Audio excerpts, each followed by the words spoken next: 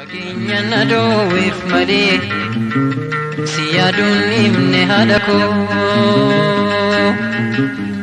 maaliin godhaa garuu fageenya tahamaatu nagaan ta'i. Walaloon tun walaloo haadhatiyyaa barreesse taatullee yaadannoon isii haadhatiyyaa fi haadha maraaf naaf haa taatu.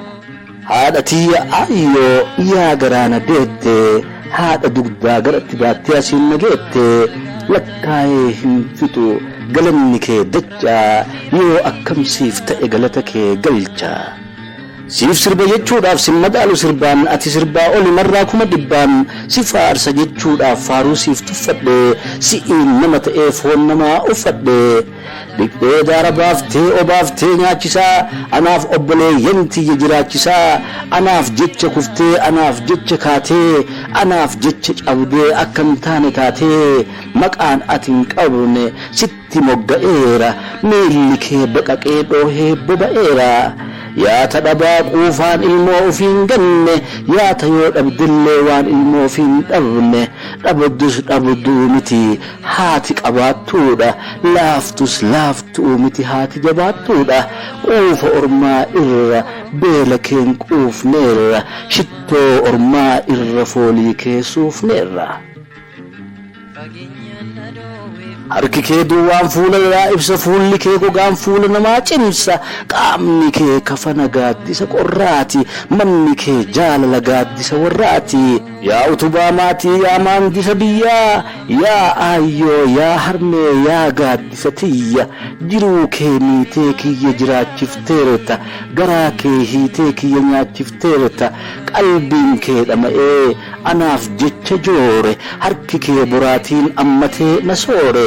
Hidda dhiigaa kiyyatti dhiiga keen guuttadheera foon qaama kee irraa qaamatti uffadheera anaaf daalachoofte natu fixe foon kee na barsiisuu irratti foonaa cite loon kee yoo lafa siif ta'ee narra deemteen alaa maaluma siif ta'ee galanni kee galaa. Haati haadhan caaltu ati haadha caalta anaa guddaa kana daa'imatti laalta waan quufu hin seetu sooradhee garatti waan hokkulu seeta gufadhee karatti yoomuma garaan kee yaada kiyya dhiisa an hooyoon fayyisee madaa keessan kiisa.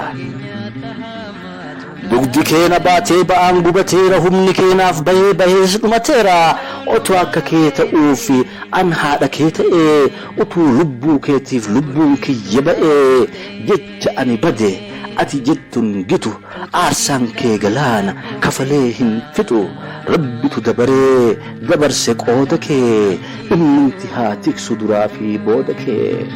Anuu hin danda'u jazaatee kafalee eebba keenaaf kennee na eebbisi malee kan darbee ni gahaa idaanatti hin kuusin dhagaaf mukatti naaf jecha of hin buusin imimmaan kee qoorsi hin ilaalin karaa boottee nan boojjisin naaf obsi adaraa. Akka yaada keetii an ta'uu dhabullee takkasiif qajeelee takkasiif dabullee haadha tiyya jechuu hin dhiisu ilmi kee hamaa kee danda'ee hin ciisu an jirmi kee si yaada siif yaada hanga dhumaatitti argaa kee araada akka bunaatitti.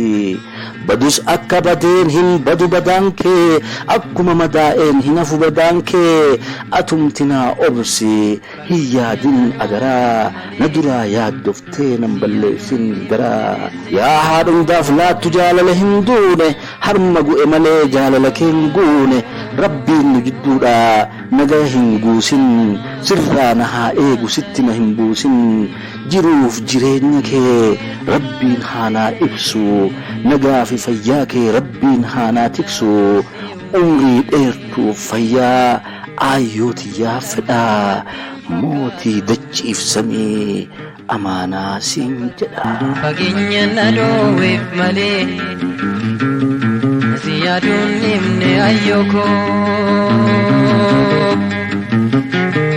maaliin godhaa garuu fageenya tahamaatu nagaan ta'i. Rakkatu si rabbii haadha koo tamsi.